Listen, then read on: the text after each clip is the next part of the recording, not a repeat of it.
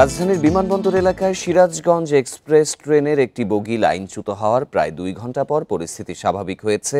আরও জানাতে Kamalapur railway station থেকে যোগ দিচ্ছেন সহকর্মী আনোয়ার সাদাত। বান্ডেল থাকলে প্রতি সেনমানিতে টাকা বাঁচবে। বিকাশ সেনমানি বান্ডেল কিনে জিতুন প্রতি লেনদেনে। সাদাত, ঢাকাগামী সিরাজগঞ্জ এক্সপ্রেস ট্রেনের একটি বগি তো লাইনচ্যুত হয়, ঘটনাটি কিভাবে ঘটেছে, হতাহতের কোনো ঘটনা পাওয়া গেছে কি এবং বর্তমান পরিস্থিতি কেমন?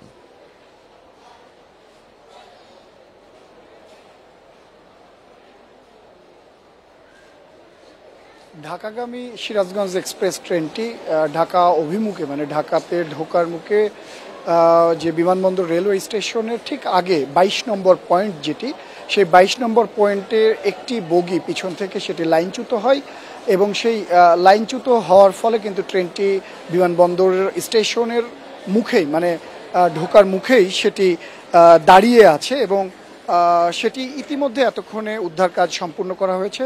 আমাদের কমলাপুর রেলওয়ে স্টেশন থেকে সেই তথ্যটি জানানো হয়েছে যে উদ্ধার কাজ সম্পূর্ণ এবং যে সিগন্যাল সেটি খুলে দেওয়া হয়েছে। তবে চেক করে দেখা হচ্ছে যে লাইনে আর কোনো ধরনের ত্রুটি আছে কিনা এবং এই লাইনচ্যুতির কারণে ঢাকা অভিমুখে বা ঢাকা কমলাপুর রেলওয়ে বিমানবন্দরে এই রেলওয়ে স্টেশনে আসার জন্য যে ট্রেনগুলি অপেক্ষমান ছিল সেগুলোকে প্রায় 2 থেকে আড়াই ঘন্টা বিমানবন্দরের বাইরে মানে ঢাকার বাইরে টঙ্গী স্টেশন কিংবা গাজীপুর স্টেশনে অপেক্ষা করতে হয়, যার কারণে স্টেশনে থাকা যারা রিসিভ করতে আসবেন সে সকল মানুষকে এবং ট্রেনের মধ্যে থাকা যাত্রীদেরকে এই ভোগান্তির শিকার হতে হয় প্রায় 2 থেকে আড়াই ঘন্টা। এর মধ্যে যে 4টি ট্রেন এই বিলম্বের মধ্যে পড়ে, উপকূল এক্সপ্রেস, সিল্ক সিটি এক্সপ্রেস এবং সুবর্ণ এক্সপ্রেস, এই 3টি ট্রেন, সাথে একটি লোকাল ট্রেন ছিল।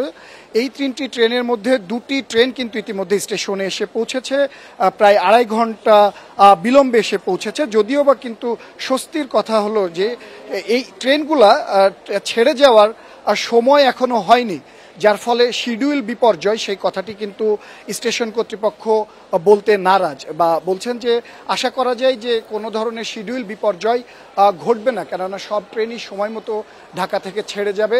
যেই ট্রেনটি লাইনচ্যুত হয়েছিল সেটি একটি লাইনে হয়, ঢাকা থেকে বের হওয়ার যে বিভিন্ন গন্তব্যের ট্রেন সেগুলো কিন্তু যথাসময়ে ছেড়ে গেছে এবং স্টেশন কর্তৃপক্ষ আশা করছেন যে পরিস্থিতি আসলে স্বাভাবিক হয়ে গেছে। কমলাপুর রেলওয়ে স্টেশন থেকে জানাচ্ছিলেন সহকর্মী আনোয়ার সাদাত নূর।